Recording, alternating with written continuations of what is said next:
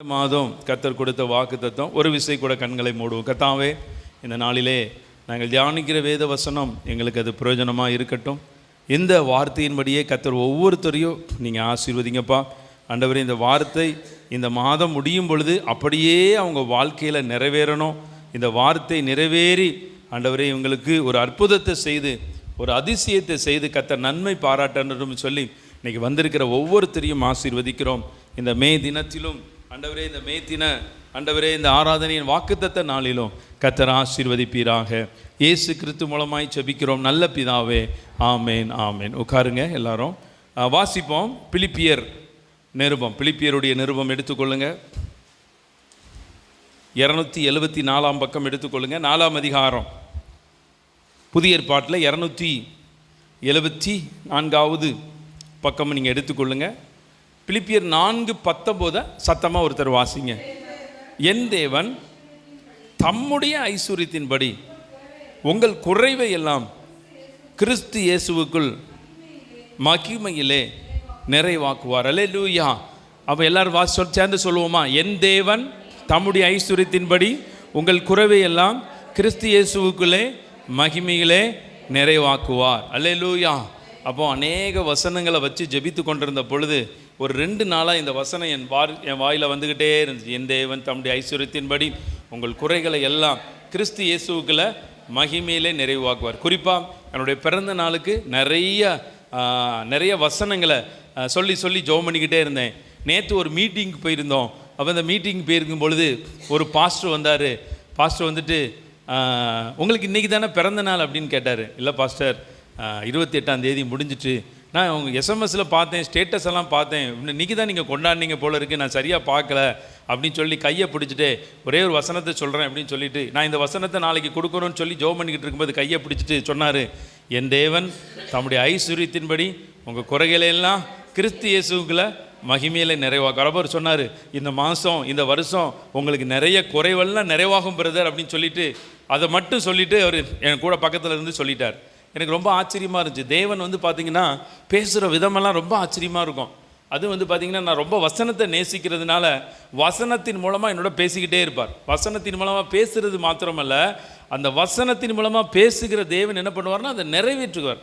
இப்போ இன்றைக்கி நீங்கள் கொடுக்குற இந்த வேத வசனம் உங்கள் வாழ்க்கையில் இன்றைக்கி கூட நடக்கும், நாளைக்கு கூட நடக்கும், அடுத்த வாரம் கூட நடக்கும். அது கர்த்தர் அவர் வைத்திருக்கிற தீர்மானத்தின்படி கர்த்தர் அதை நடத்தி கொடுப்பார். அப்போ இந்த நாளில் நான் உங்களை ஆசீர்வதிக்கிறேன். இந்த மாதத்தில் நம்ம எத்தனையோ குறைவு தான் நம்ம வாழ்க்கையில் இருக்குது. எத்தனையோ குறைவு. சில நேரம் வீட்டுக்குள்ளே ஆகார குறைவு, பொருள் குறைவு எல்லாம் வருது. ஆனால் அந்த குறைவுகளுக்கு மத்தியில் கர்த்தர் நம்மளை நடத்துகிறார். குறைவுகள், சில நேரம் பண குறைவு வருது, பொருளாதார குறைவு வருது. ஆனால் அந்த குறைவின் மத்தியில் கூட கர்த்தர் என்ன பண்ணுறாரு? நம்ம நடத்தி கொண்டே இருக்கிறார். நான் சொல்கிறேன், இனி உங்கள் வாழ்க்கையில் அந்த குறைவுகளில் நடத்தின தேவன் இனி மகிமையில் நிறைவாக்க போகிறார். மகிமையில் கர்த்தர் நிறைவாக்குகிற ஒரு தேவனாக இருக்கிறார். பக்கத்தில் இருக்கவங்கள பார்த்து நீங்கள் சொல்லுங்கள், இந்த மாதம் உங்களுக்கு ஒரு நிறைவு தான் சொல்லுங்கள்.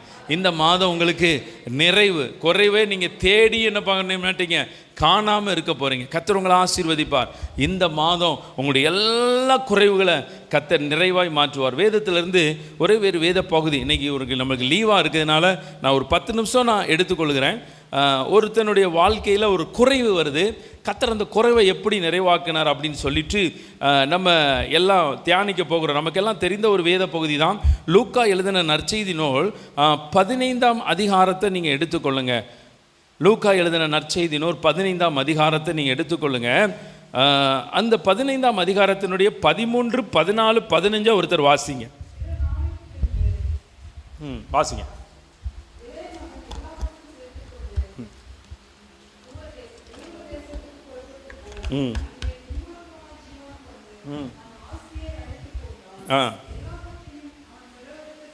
எல்லாவற்றையும் அவன் செலவழித்த பின்பு அந்த தேசத்திலே கொடிய பஞ்சம் உண்டாயிற்று. அப்பொழுது அவன் குறைவுபட தொடங்கி. நல்லா சொல்லுங்க பாப்போம். அப்பொழுது அவன் குறைவுபட தொடங்கி. வாசிங்க.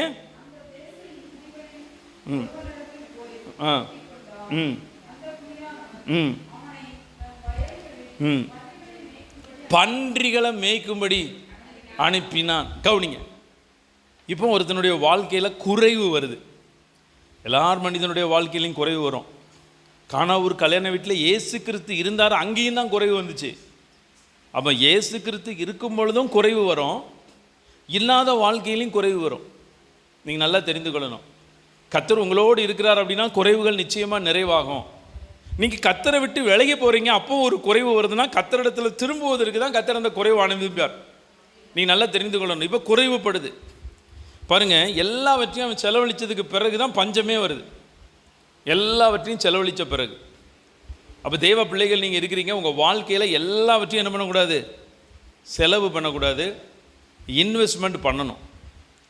இன்வெஸ்ட்மெண்ட் எப்படி பண்ணுவீங்க? சேவிங்ஸ் பண்ணுவீங்க. கொஞ்சம் அக்கௌண்ட்டில் பணம் போட்டு வைப்பீங்க, தங்கம் வாங்குவீங்க, இடம் வாங்குவீங்க, எல்லாம் வாங்குவீங்க, எல்லாம் அது சேவிங்ஸ் கரெக்டு. ஆனால் கர்த்தரிடத்தில் கொடுக்கறது பெரிய சேவிங்ஸ். நீங்கள் நல்லா தெரிந்து கொள்ளுங்கள் தெய்வ மக்களே, நீங்கள் கர்த்தரிடத்தில் பண்ணக்கூடிய இன்வெஸ்ட்மெண்ட் வந்து என்ன ஃபார்மெட்டில் ரிட்டர்ன் வருதுன்னே உங்களுக்கு தெரியாது. இப்போது பேங்க்கில் வந்து இப்போது நீங்கள் ஒரு பணம் போடுறீங்க, பிக்சட் டெபாசிட்டில் போடுறீங்கன்னா இன்றைக்கி 20 வருஷம் கழித்து தான் டபுள் ஆகுது. 20 வருஷம் கழித்து. நான் 3rd ஸ்டாண்டர்ட் படிக்கும்போது 5 வருஷத்தில் டபுள் ஆகும். 3rd ஸ்டாண்டர்ட் படிக்கும்போது சரி தெரியுது இல்லையா? 5 வருஷத்தில் 10,000 போட்டோம்னா 5 வருஷத்தில் என்ன ஆகும்? இப்போ எங்கள் ஃபேமிலியில் அந்த போஸ்ட் ஆஃபீஸ்லலாம் சில இந்த கிசான் விகாஸ், இந்திரா விகாஸ் பத்திரத்தில் 500, 1000லாம் போட்டு கரெக்டாக 5 வருஷம் கழித்து அது டபுள் ஆகிருக்கு. பேங்கில் போட்டும் டயல் ஆகிருக்கு 5 வருஷம். அப்புறம் 6 ஆச்சு, 7 ஆச்சு, 8 ஆச்சு, 10 ஆச்சு, 15 ஆச்சு. இப்போ 20 வருஷம் கழிச்சு தான். 20 வருஷம் கழித்து உங்கள் பணம் 10,000 போட்டிங்கன்னா 20,000.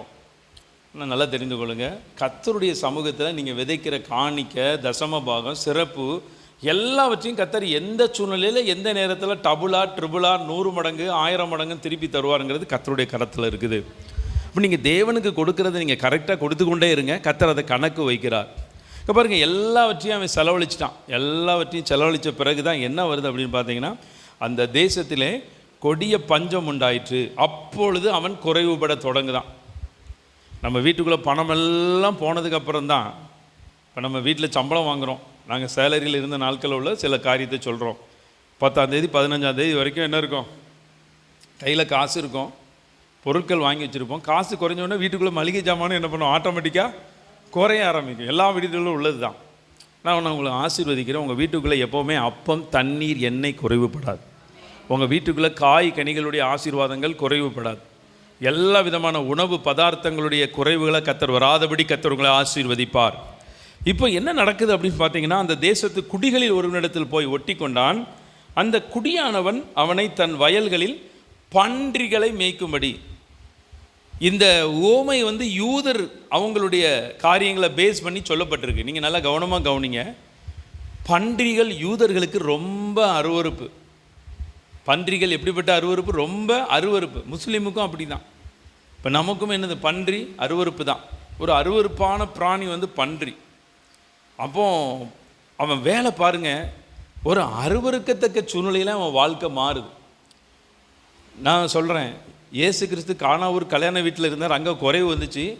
அந்த குறைவுனால் ஒரு அருவருக்கப்பட்ட ஒரு சூழ்நிலையோ, ஒரு கஷ்டமோ, ஒரு அந்த மாதிரி சூழ்நிலைலாம் இல்லை. குறைவு இருக்குது, அடுத்தால என்ன பண்ணலாம்னு அவங்க யோசிச்சுக்கிட்டு இருந்தாங்க. ஆனால் இங்கே நிலைமை பாருங்கள், கர்த்தரை விட்டு விலகி போகிறான், தன் தகப்பனை விட்டு விலகி போகிறான். அங்கே அவனுக்கு வரக்கூடிய குறைவில் அவனுக்கு அருவருக்கத்தக்க ஒரு சூழ்நிலை. நீங்கள் பண்ணி இருக்கிற இடத்த பார்த்தீங்கன்னா நல்லா வாசனையாக இருக்கும், அப்படி தானே? அது பண்ணி வைக்கிறவங்க எல்லாம் நான் பார்த்துருக்குறேன். அந்த இடம் வந்து அந்த ஒரு ஸ்மெல்லு.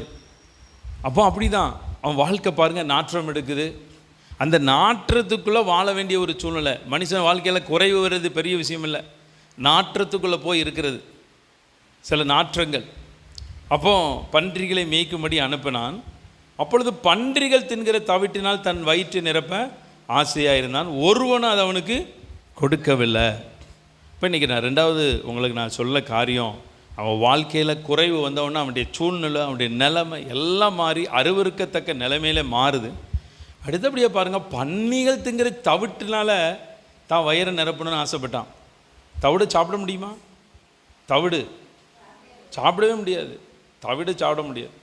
நாங்கள்லாம் ஆரம்ப காலத்தில் ரைஸ் மில்லில் போய் நெல் அந்த இதுக்கு பண்ண போவோம். நாங்கள் எங்கள் ஊரில் கிராமத்தில் நான்லாம் சைக்கிளில் 25 கிலோ 50 கிலோ அந்த நெல்லை எடுத்துகிட்டு போவோம். அப்போ அந்த நெல் போட்டோன்னே அந்த நெல்லை இருக்கும்போது அரிசி தந்துடுவாங்க, அந்த உமியை தவிட அவங்ககிட்ட கொடுத்தோம்னா அதுக்கு கொஞ்சம் காசை கழிச்சு கொடுவாங்க, இல்லைன்னா நம்ம கொண்டு வரலாம். நாங்களே என்ன பண்ணுவோம்னா இன்னொரு பை கொண்டு போய் எங்கள் வீட்டில் கோழி இருக்கும், அந்த கோழிக்கு போடுறதுக்கு அந்த தவிட வாங்கிட்டு வருவோம். கோழி சாப்பிடும். நான் எடுத்து வாயில் வச்சு பார்த்துருக்கேன், அது சாப்பிட முடியாது, தொண்டை குத்தம். பாரு நிலைமை பார்த்தீங்களா? அப்போ தேவனை விட்டு போகக்கூடிய வாழ்க்கையில் ஒரு குறைவு வரும். குறைவு வர்றது மட்டும் பிரச்சனை கிடையாது, அவன் வாழ்க்கை அவனுடைய தலைகளாக மாறும். அடுத்தபடியாக பார்த்தீங்கன்னா அவன் என்ன ஆசைப்படுறானோ அதை சாப்பிட முடியாது. தவிடே சாப்பிட முடியாத சாப்பிட முடியாத பொருள் கூட அவனுக்கு கிடைக்கல. இதுதான் பொருளாத ஒரு குறைவு. அப்போ நான் சொல்கிறேன், உங்கள் வாழ்க்கையில் ரெண்டாவது அவன் வாழ்க்கையில் அந்த தவிட திங்கணும்னு ஆசைப்படுறான், ஆனால் அந்த ஆசை நிறைவேறலை. மூணாவது நான் சொல்கிறேன், உங்கள் வாழ்க்கையில் கர்த்தர் உங்கள் வாழ்க்கையில் இல்லை, கர்த்தரை விட்டு நீங்கள் விலகி போகிறீங்க. தேவன் உங்கள் வாழ்க்கையில் இல்லைன்னா குறைவு வர்றது மாத்திரமல்ல, உங்களுடைய எந்த ஆசையும் நிறைவேறாது. ஆமாம், ஆசைப்பட்டது நிறைவேறாது. இன்னொரு வேத வசனம் இருக்குது, இன்றைக்கெல்லாம் உழைப்பாளர் தினம் அப்படிங்கிறதுனால அதை தொடர்ந்த வார்த்தையை சொல்கிறேன். துன்மார்க்கன் வேலை செய்ய சம்மதியாததினால, துன்மார்க்கனோ சோம்பேறியோ ஏதோ ஒன்று, எதுனாலும் ஒன்று தான், வேலை செய்ய சம்மதியாததுனால அவன் ஆசை அவனை கொள்ளுமா. புரிஞ்சுட்டா உங்களுக்கு வசனம்? நீதிமொழிகளில் இருக்குது. துன்மார்க்கனோ அவன் சோம்பேறியோ தெரியல, வேலை செய்ய சம்மதியாததுனால அவனுடைய ஆசை அவனை என்ன பண்ணுமா, கொள்ளும் அப்படின்னு பைபிளில் வசனம் இருக்குது. இப்போ பாருங்கள், அவனுடைய ஆசை நிறைவேறலை. மனுஷனுடைய ஆசை கர்த்தரை விட்டு விலகி போகும் பொழுது நிறைவேறாது. எப்போ மனிதன் கர்த்தரையே நம்பிக்கொண்டிருக்கிறானோ, கர்த்தரை மேலேயே தன்னுடைய நோக்கத்தை அப்படி என்ன சிந்தனை எல்லாம் கர்த்தர் மேலே இருக்கும் பொழுது கர்த்தரிடத்தில் மனமகிழ்ச்சியாயிரு, அப்பொழுது அவர் உன் இருதயத்தின் வேண்டுதல்களை உனக்கு. நீங்கள் அப்போ கர்த்தரிடத்தில் நீங்கள் மனமகிழ்ச்சியாக இருந்துட்டீங்கன்னா ஆசையெல்லாம் ஆட்டோமேட்டிக்காக நிறைவேறும். சில ஆசையை நம்ம வெளியில் சொல்லலாம், சில ஆசையை நீங்கள் வெளியில் சொன்னீங்கன்னா உங்களை கிண்டல் பண்ணுவாங்க, கேலி பண்ணுவாங்க, நிந்திப்பாங்க, அவமானப்படுத்துவாங்க. அப்போ நம்ம சில நேரத்தில் சில ஆசையெல்லாம் நம்ம வெளியில் சொல்ல முடியாதபடி நெஞ்சுக்குள்ளே பூட்டி வைப்போம். வச்சுருக்கீங்களா? அப்படி பூட்டி வச்சிருக்கிறதெல்லாம் இருக்கா உங்கள் வாழ்க்கையில்? இன்றைக்கி அதெல்லாம் நான் ரிலீஸ் பண்ணுறேன். உங்களுக்கு ப்ராப்பர்சி அதுதான். எதெல்லாம் நீங்கள் நெஞ்சுக்குள்ளேயே பூட்டி வச்சுருக்கீங்களோ, சில ஆசையெல்லாம் என் வாழ்க்கையில் நிறைவேறினா எப்படி இருக்கும்? ஏன்னா அதை வெளியில் சொல்ல முடியாது. வெளியில் சொல்ல முடியாத ஆசை.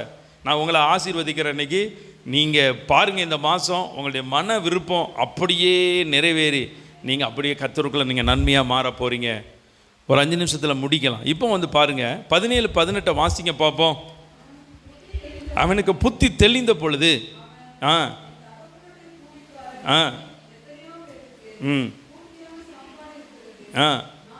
பசியினா சாகிறேன். இப்போ பாருங்கள், புத்தி தெளியணும். சில மக்களுக்கெல்லாம் புத்தி தெளிகிறதே பெரிய ஒரு ஆசீர்வாதம். அல்லேலூயா. புத்தி தெளியணும். தெளிந்த புத்தி உள்ளவர்களாக இருங்கள்னு பைபிளில் வசனம் சொல்கிறாரு. தெளிந்த புத்தி பெரிய ஒரு ஆசீர்வாதம். எந்த நேரத்துலையும் நீங்கள் அலர்ட்டாக இருக்கணும். எந்த நேரத்துலையும் நீங்கள் அலர்ட்டாக இருக்கணும். எந்த நேரத்துலையும் நீங்கள் ஞானமாக இருக்கணும். அதுக்கு நல்ல தெளிந்த புத்தி. இப்போ அவனுக்கு புத்தி தெளியுது. எது புத்தி தெளிய பண்ணிச்சு தெரியுமா? கர்த்தர் அனுமதித்த, அவன் நினச்சி பார்க்க முடியாத ஒரு தாழ்மையான ஒரு வாழ்க்கை. ரெண்டாவது பசி, நினச்சது நடக்கலை, சாப்பிட்றதுக்கு ஒன்றும் கிடைக்கல. சில நேரம் கர்த்தர் இதெல்லாம் அனுமதிப்பார். ஆண்டவர் தம்மை நெருங்கி வரணுன்ட்டு. எங்கள் வாழ்க்கையில் நான் கர்த்தருக்கு முன்பதாக நான் பார்த்தீங்கன்னா கர்த்தரை மகிமைப்படுத்துவதற்காக நான் சொல்கிறேன். இன்னிய வரைக்கும் சில நேரங்களில் சில நம்பிக்கையை வேறு எந்த மேலே வச்சாலும் உடச்சி விட்ருவார். இன்னிய வரைக்கும் எங்கள் வாழ்க்கையில் அப்படி தான் நடக்குது. மனிதர்கள் மேலேயோ சிலர் மேலே ரொம்ப நம்பிக்கையை வச்சுட்டோம் அப்படின்னா கர்த்தர் முதல்ல அதை உடச்சி விட்டுட்டு தான் வேறு வேலை பார்ப்பார். ஒரு பொண்ணு கட்டுது, சலம் வருதுன்னா அதை உடச்சி விட்டால் தான் அது ஆறும். இருக்குதண்டி அது வழி. ஆண்டவர் அந்த மாதிரி எங்களை என்னுடைய வாழ்க்கையில் உடச்சி விடுவார். நிறைய நேரம் ஒருத்தர் கூட நம்ப விட மாட்டார். விசுவாசிகள் உங்கள் மேலேயும் கர்த்தர் அப்படி நடத்தினார்னா நீங்கள் ரொம்ப பாக்கியம் உள்ளவர்கள். நீங்கள் நல்லா தெரிந்து கொள்ளுங்கள். ஐயோ, நீங்கள் சிலரை நம்பி நம்பி நம்பி நம்பி ஏமாற்றப்படுறீங்கன்னா நீங்கள் சந்தோஷப்படுங்க. கர்த்தர் உங்கள் மேலே கருத்தாக இருக்காருன்னு அர்த்தம். கர்த்தர் உங்களை கண்ணோக்கி கொண்டாருன்னு இருக்கும். நீங்கள் அதனால் சில நேரம் சில நம்பிக்கையெல்லாம் உங்களுக்கு ஃபெயிலியர்ஸ் ஆகுதுன்னா நீங்கள் அப்போவுமே சந்தோஷப்படுங்க. கர்த்தர் உங்கள் மேலே கண்ணை வச்சுட்டாருன்னு அர்த்தம். கர்த்தர் உங்கள் மேலே கண்ணை வச்சுட்டாருன்னா எல்லா சூழ்நிலையிலையும் அவரை மட்டும்தான் பார்க்க விடுவார். இதுதான் அவருடைய பெரிய ஸ்பெஷாலிட்டி. எங்களையும் பாருங்கள், நாங்கள் ஒரு சின்ன காரியத்துக்கு நம்பிக்கை வேறு பக்கம் போக உடனே உடைச்சி விடுவார். ஏன்? நம்ம ஆண்டவருடைய பிள்ளைகள், அதை பரத்தை நோக்கியே நம்ம பார்க்கணும். அப்போ புத்தி தெளிந்த பொழுது என் தகப்பனிடத்தில் போய், தகப்பனே, பரத்துக்கு விரோதமாகவும் உமக்கு முன்பாகவும். ஆமாம், பரம் அப்படின்னா நல்லா கேட்டுக்கொள்ளுங்க. ஏன் பரத்துக்கு விரோதம் அப்படின்னு போட்டிருக்கு அப்படின்னா, அந்த மோசையினுடைய நியாயப்பிரமாண காலத்தில் ஒரு கட்டளை கொடுக்கப்பட்டுச்சு, நீ நன்றாக இருப்பதற்கும், நல்லா இருக்கணும் அப்படின்னா, உன் வாழ்நாள் நீடித்திருப்பதற்கும் உன் தகப்பனையும் தாயையும் கணம் பண்ணு. அவன் அந்த கட்டளையிலிருந்து விலகிறான். அதான் பரத்துக்கு விரோதமாக. கர்த்தர் கொடுத்த கட்டளையை அவன் மீறுதான். அடுத்தபடியாக உமக்கு விரோதமாக அப்படின்னு பாவம். இப்போ உங்களை பார்த்து ஒரு கேள்வி, இளைய மகன் கர்த்தருக்கு விரோதமாக என்ன பாவம் செஞ்சான் சொல்லுங்க, ஒரு 2 நிமிஷம். அதான் பின்னாடி உள்ள வசனத்தில் பார்த்தீங்கன்னா, மூத்த மகன் சொல்கிறான், ஆஸ்தியை வேசிகள் இடத்துல அழிச்சு போட்டான் அப்படின்னு சொல்கிறார். அவ்வளோ சீக்கிரத்தில் இந்த மாதிரி குற்றச்சாட்டை யாரும் சொல்ல மாட்டாங்க. சொந்த சொந்த உடன் பிறந்த அன்னை சொல்கிறான், சகோதரனை சொல்கிறான் அப்படின்னா அவனுக்கு விஷயம் தெரிஞ்சிருக்கு. அப்போ பரத்துக்கு விரோதமாக கட்டளை. அடுத்தால வந்து பார்த்திங்கன்னா, விபச்சாரம் செய்யாதிருப்பாயாக, இது ஒரு கட்டளை. ஏதோ ஒரு விதத்தில் அவனுடைய ஆஸ்தியை அவன் அழிச்சு போட்டிருக்கான். இப்போ கர்த்தர் உங்களிடத்துல ஒரு செல்வம், ஒரு ஆஸ்தி, ஒரு ஐஸ்வர்யம், ஒரு பணம் கொடுக்காருன்னா கர்த்தர் கணக்கு கேட்பார். எவனிடத்தில் அதிகமாய் கொடுக்கப்பட்டதோ அவனிடத்தில் அதிகமாக கேட்கப்படும். நான் உங்களுக்கு பார்த்து சொல்கிறேன், சிலரெல்லாம் பார்த்தீங்கன்னா சில குடும்பங்களுக்கு நாங்கள் ஜெபம் பண்ண போவோம், கஷ்டத்தில் நஷ்டத்தில் இருக்கும் பொழுது ஆண்டவர் தெளிவாக சொல்லுவார். நாங்கள் எங்களுடைய வாழ்க்கையில், இவன் நல்லா இருக்கும் பொழுது எனக்காக எந்த காரியத்தையும் செய்யலை, நீங்கள் நம் வாழ்நாள் நன்றாக இருக்கும் பொழுது கர்த்தரை மறக்காதபடி எச்சரிக்கையாக இருங்க, கர்த்தர் வசனம் கொடுக்குறார். உபாகமத்தில் பெரிய கட்டளையாக அவங்களுக்கு தான். அப்போ நல்லா தெரிந்து கொள்ளணும், நீங்கள் நன்றாக இருக்கும் பொழுது கர்த்தருக்கு நீங்கள் என்ன பண்ணணும், அதை நினச்சி நீங்கள் நன்றி சொல்லணும். இந்நாளில் இருக்கிறபடி என் தேவனாகிய கர்த்தர் எனக்கு ஐஸ்வர்யத்தை சம்பாதிக்கிறதற்கான பலன், உங்களுக்கு வேலைக்கெல்லாம் கர்த்தர் தான் பலன் கொடுக்கார், நடக்க நிற்க ஓட. இப்போ நான் முடிக்க போகிறேன். இப்போ 20வது வசனத்தில், எழுந்து புறப்பட்டு தன் தகப்பனிடத்தில் வந்தான். அவன் தூரத்தில் வரும்பொழுது அவனுடைய தகப்பன் அவனை கண்டு மனதுருகி ஓடி அவன் கழுத்தை கட்டி கொண்டு முத்தம் செய்தான். நீங்கள் இந்த 20வது வசனத்துக்கு பிறகு நீங்கள் மீதம் வீட்டில் போய் வாசிங்க, அவன் வாழ்க்கையில் பாருங்கள். 21வது வசனத்தில் முதல்ல போன உடனே தன் தகப்பனிடத்தில் போய் தன்னுடைய பாவங்களுக்காக வரிந்து மன்னிப்பு கேட்குறான். நான் சொல்லி முடிக்கிறேன். முதல் ஆசீர்வாதம், அவனுடைய பாவம் எல்லாம் மன்னிக்கப்படுது. இன்றைக்கி உங்கள் வாழ்க்கையில் நீங்கள் தேவ சமூகத்தில் வரும்பொழுது நீங்கள் பாவத்தோடு இருக்கிறது உங்கள் வாழ்க்கையில் ஒரு குறைவை கொண்டு வரதான் செய்யும். நீங்கள் பாவத்தில் இருந்துக்கிட்டு நீங்கள் நிறைவான வாழ்க்கைக்குள்ளே போகவே முடியாது. அப்போ முதல்ல அவன் தேவ சமூகத்துக்குள்ளே போகிறான். கர்த்தருடைய அந்த சமூகத்துக்குள்ளே அந்த தன்னுடைய தகப்பனுக்கு போய் அந்த இடத்துல போய் சொல்கிறான், ஆண்டவரேன்னு சொல்லி அந்த பாவத்தை அவன் மன்னிக்கப்படுது. இன்றைக்கி உங்கள் வாழ்க்கையில் பாவம் மன்னிக்கப்படுறது பெரிய ஒரு ஆசீர்வாதம். 2வது பாருங்கள், அந்த பாவம் மன்னிக்கப்பட்ட உடனே அவன் பாருங்கள், வஸ்திரத்தை கேட்கல, செருப்பை கேட்கல, மோதிரத்தை கேட்கல, எதுவுமே கேட்கல, எல்லாமே அவனுக்கு வருது. நீ நல்லா தெரிந்து கொள்ளுங்க அருமையான மக்களே, முதலாவது தேவனையும் அவருடைய ராஜ்யத்தையும் அவருடைய நீதியையும் தேடுங்கள், அப்பொழுது இவைகள் எல்லாம் உங்களுக்கு. அவன் போய், அப்பா எனக்கு சட்டை இல்லை, ஏதாவது பழைய சட்டை இருந்தால் கொடுங்கன்னு கேட்டானா, தகப்பன் பாருங்க உயர்ந்த வஸ்திரம், அப்புறம் வந்து பார்த்தீங்கன்னா இவன் கைக்கு மோதிரம், கால்களுக்கு பாதரட்சை, கொளுத்த கன்று, இதெல்லாம் ஆசீர்வாதங்கள். இதெல்லாம் நம்ம தியானித்தா நேரமாகும். இந்த எந்த ஆசீர்வாதத்தையும் அவன் கேட்கல. ஒரு வாய் சாப்பாடு கிடைச்சா போதும்ட்டு போனான். ஆனால் பாருங்கள், அந்த தகப்பன், நீங்களும் அப்படி தான் தகப்பன் வீட்டுக்குள்ளே வந்திருக்கிறீங்க. நான் இன்றைக்கி ஆசீர்வதிக்கிறேன். இவ்வளவு நாள் நீங்கள் என்ன சூழ்நிலையில் நீங்கள் வந்திருந்தாலும் சரி, என்ன நிலைமையில் வந்திருந்தாலும் சரி, சில நேரங்களில் நீங்கள் கர்த்தரிடத்தில் வாய் விட்டு உங்கள் விண்ணப்பத்தை வச்சுருக்கலாம். சில நேரங்களில் நீங்கள் விண்ணப்பத்தை நீங்கள் என்ன பண்ணலாம், அப்படியே சுமந்து அப்படியே பெருமூச்சின் சத்தமாக மாறி இருக்கலாம். சில நேரம் உங்கள் இருதயத்தில் அங்கலாய்ப்போடு நீங்கள் உட்கார்ந்து கொண்டு இருக்கலாம். ஆண்டவர் அங்கலாய்ப்பை கேட்கிறவர், பெருமூச்சை கேட்கிறவர், ஜபத்தை கேட்கிறவர், விண்ணப்பத்தை கேட்கிறவர், கண்ணீரை காண்கிறவர். உங்களுடைய எல்லாவற்றையும் கர்த்தர் பார்த்து கொண்டே இருக்கிறார். அதனால் இந்த நாளில் நான் உங்களை ஆசீர்வதிக்கிறேன். ஒரு தேவ மகிமை, தேவ பிரசன்னம், தேவ இரக்கம், தேவ தயவு உங்களை நிரப்பும். அப்போது அந்த இளைய குமாரனுக்கு கேட்காத நன்மைகள்லாம் கிடைச்சிது. நான் இன்றைக்கி உங்களை கடைசியாக நான் சொல்லி ஆசீர்வதிக்கிறோம். எந்த மாதம் நீங்கள் விரும்புவதற்கும் வேண்டுவதற்கும் அதிகமாக கர்த்தர் உங்களுக்கு கிரியை செய்வார். எல்லோரும் எழுந்து நிற்போம். அப்படியே நான் செபிக்க போகிறேன். என்னுடைய மனைவி வந்து இப்போ செபிப்பாங்க. இந்த வசனத்தின்படி, என் தேவன் தம்முடைய ஐஸ்வர்யத்தின்படி உங்கள் குறைவுகளை எல்லாம் கர்த்தர் கிறிஸ்து இயேசுவுக்குள்ள மகிமையில் நிறைவாக்குவார். அவங்க ஜெபிக்கும் பொழுது உங்களுடைய காணிக்கைகள் தசம பாகங்கள் எல்லாம் நீங்கள் எடுத்துக்கொள்ளுங்கள். ஜெபித்து முடித்ததுக்கப்புறம் ஒரே ஒரு கவியை பாடும் பொழுது நம்ம இந்த பாடலை பாடி நம்ம கர்த்தருக்கென்று கொடுத்து நம்ம நிறைவு செய்யலாம். ஆமென். ஸ்தோத்திரம். ஸ்தோத்தரிக்கிறோம் ராஜா. எங்களை அதிகமாக நேசிக்கிற எங்கள் அன்பின் தகப்பனே உமக்கு நாங்கள் நன்றி செலுத்துகிறோம்ப்பா. இந்த 4 மாதமும் எங்களை கண்மணி போல் எங்களை பாதுகாத்து அந்த புதிய இந்த 5வது மாதத்தைப்பா உங்களுடைய சமூகத்தில் வந்து உண்மை நோக்கி பார்க்கவும், உண்மை ஆராதிக்கவும், உண்மை உயர்த்தவும் நீர் எங்களுக்கு கொடுத்த நல்ல ஜீவன் சுகம்பலன ஆரோக்கியத்திற்காக உமக்கு நாங்கள் நன்றி செலுத்துகிறோம். இந்த நாளிலும் கேட்ட வார்த்தையின்படி அப்பா தேவரீர் ஆண்டவரே இயேசப்பா உங்கள் குறைவிலெல்லாம் கிறிஸ்து இயேசுவின் மகிமை நிறைவாக்குவார் என்ற வார்த்தையின்படி அப்பா உங்களுடைய ஐஸ்வர்யத்தின்படி எங்கள் குறைவில் நிறைவாக்குகிற கர்த்தரப்பா இந்த உலகத்தில் ஆண்டவரே அப்பா இந்த கல்வாரி சிலுவையில் அப்பா ஐஸ்வர்ய சம்பனரை நீர் அப்பா ஏழை கோலமாய் தரித்திரராய் எங்களுக்காக அப்பா நீர் கல்வாரி சிலுவையில் நீர் தொங்கினீரே உமக்கு நாங்கள் நன்றி செலுத்துகிறோம் அப்பா. இந்த நாளிலும் ஆண்டவரே அப்பா காணாவூர் கல்யாண வீட்டில் நீர் இருந்தீரப்பா. அந்த இடத்துல ஒரு குறைவு வந்தது.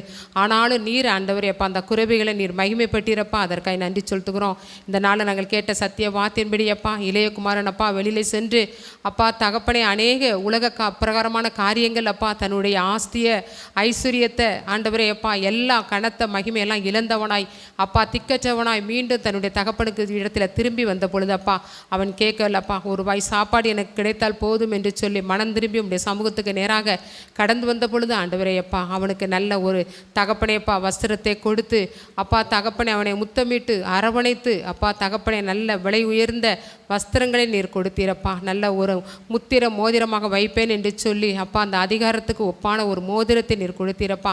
நல்ல பாத ரட்சைகளை நீர் கொடுத்தது மாத்திரம் அல்ல ஆண்டவரே, நல்ல ஒரு கன்றை அடித்து ஆண்டவரே ஏசப்பா எல்லோரும் சந்தோஷப்படுங்கள், காணாமல் போன என் மகன் மீண்டும் உயிர் பிழைத்து மீண்டும் நான் பார்த்து விட்டேன், அவன் உயிர் பிழைத்து வந்து விட்டான் என்று சொல்லி மனமகிழ்ச்சியோடு கொண்டாடினது போலப்பா அந்த நாட்கள் நம்முடைய சமூகத்துக்கு நேராக வந்திருக்கிற ஆன்லைன் மூலமாக பார்த்து கொண்டிருக்கிற பிள்ளைகள் என்னென்ன காரியத்தை இழந்து போயிருந்தாலும் அப்பா சமாதானத்தை, சந்தோஷத்தை, ஐஸ்வர்யத்தை, கனத்தை, மகிமையை அப்பா தகப்பனை அவங்க எந்த காரியத்தை அவங்க இழந்திருந்தாலும் இன்றைக்கு அவர்களுக்கு ஒரு கனமும் மகிமையும் ஐஸ்வர்யமும் சந்தோஷமும் விடுதலையும் ரட்சிப்பும் இந்த நாளில் அப்பா சுகமும் பலனும் அவர்களை தேடி வரும்படியாய் நாங்கள் ஜெபிக்கிறோம். நீர் அப்படி செய்யப்படுற நம்முடைய கிருபைகளுக்காக உமக்கு நாங்கள் நன்றி செலுத்துகிறோம் அப்பா.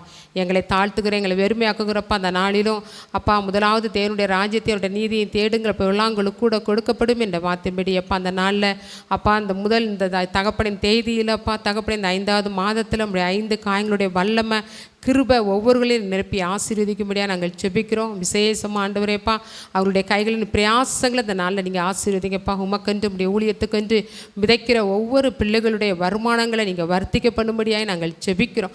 மீதம் எடுக்க நீர் உதவி செய்யும்படியாக நாங்கள் ஜெபிக்கிறோம்ப்பா. நீர் அப்படியே செய்வதற்காக நன்றி செலுத்துகிறோம். எல்லா துதி கன மகிமை உமக்கே செலுத்துகிறோம். இயேசுவின் இணையற்ற இன்ப நாமத்தில் ஜெபிக்கிறோம் நல்ல பிதாவே. ஆமேன் ஆமேன். கர்த்தாவே இப்பொழுதும் அருமையான மக்கள் இந்த 1ஆம் தேதியிலே விதைக்கிற இந்த விதைக்கு என் தேவன் மகிமையின் ஐஸ்வர்யத்தை அவருடைய கரங்களிலே கொடுப்பீராக. தேவக்கரம் ஆளுகை செய்யட்டும். ஒரு பாடலை பாடும் பொழுது நாம் கர்த்தருக்கென்று கொடுத்து நாம் நிறைவு ஜெபத்துக்குள்ள செல்லலாம். அல்லேலூயா. என் தேவன் தம்முடைய மகிமை செல்வத்தினார் என் தேவன் தம்முடைய மகிமை செல்வத்தினால் குறைவுகளை கிறிஸ்துவுக்குள் நிறைவாக்கி நடத்திடுவார். குறைகளையே கிறிஸ்துவுக்குள் நிறைவாக்கி நடத்திடுவார். சிங்கக்குட்டிகள் பட்டினி கிடக்கும் ஆண்டவரை தேடுவோர்க்கு குறைவில்லையே. சிங்கக்குட்டிகள் பட்டினி கிடக்கும் ஆண்டவரை தேடுவோர்க்கு குறைவில்லையே. குறைவில்லையே குறைவில்லையே ஆண்டவரை தேடுவோர்க்கு குறைவில்லையே. என் தேவன் தம்முடைய மகிமை செல்வத்தினா பாடுங்க. என் தேவன் தம்முடைய மகிமை செல்வத்தினா குறைகளையே கிறிஸ்துவுக்குள் நிறைவாக்கி நடத்திடுவார். குறைவுகளை கிறிஸ்துவுக்குள் நிறைவாக்கி நடத்திடுவார். நான் நிறைவு ஆசீர்வாதத்தை சொல்வதற்கு முன்பதாக ஒரு ஆலோசனை சொல்கிறேன். ஒவ்வொரு நாளும் காலையில் நீங்கள் எந்திக்கும் பொழுதே இந்த வார்த்தையை சொல்லிகிட்டே எந்திரிங்க. இந்த வார்த்தையை காலையில் எந்திக்கும் பொழுது, படுக்கையிலேருந்து எந்திக்கும் பொழுது, ஏசப்பா உமக்கு ஸ்தோத்திரம், என் தேவன் என்னுடைய குறைவுகளை எல்லாம் கிறிஸ்து இயேசுவுக்குள்ள மகிமையில் நீங்கள் நிறைவாக்குவீங்கன்னு சொல்லி ஒரு விசுவாச வார்த்தையோடையும், உங்களுக்கு வாய்ப்பு இருந்தால் இந்த கவியை மாத்திரம் நீங்கள் பாடி எந்திங்க. என் தேவன் தம்முடைய, நீங்கள் பாருங்க, இந்த 5வது மாதத்தில் உங்கள் வாழ்க்கையில் இருக்கிற இதுவரைக்கும் உள்ள எல்லா குறைவுகள் எல்லாம் கர்த்தர் மாற்ற போகிறார். குறைவுபட்ட திராட்சை ரசம் அந்த கற்சாடி நிறைவாய் மாறுச்சு. நான் உங்களை ஆசீர்வதிக்கேன். சில வீட்டுக்குள்ள குறைவுபட்டு வெறுமையாக இருக்கக்கூடிய சில பாத்திரங்கள் எல்லாம் கர்த்தர் ஆசீர்வதிக்கிறார். உங்கள் பீரோவில் எதெல்லாம் வெறுமையாக இருக்கோ கர்த்தர் அதை ஆசீர்வதிக்கிறார். உங்கள் கஜானாவில் எதெல்லாம் குறைவாக இருக்கோ அதெல்லாம் கர்த்தர் ஆசீர்வதிக்கிறார். எல்லா குறைவுகளை கர்த்தர் நிறைவேற்றுவார். கர்த்தாவே, இந்த வார்த்தைகளுக்காய் ஸ்தோத்திரம்.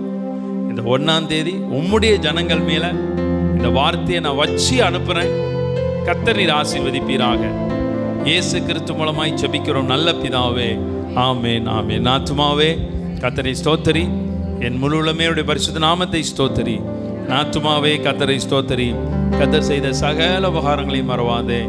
ஆமென், ஆமென். அல்லேலூயா, அல்லேலூயா, அல்லேலூயா. கர்த்தர் நல்லவர். ஒரு முக்கியமான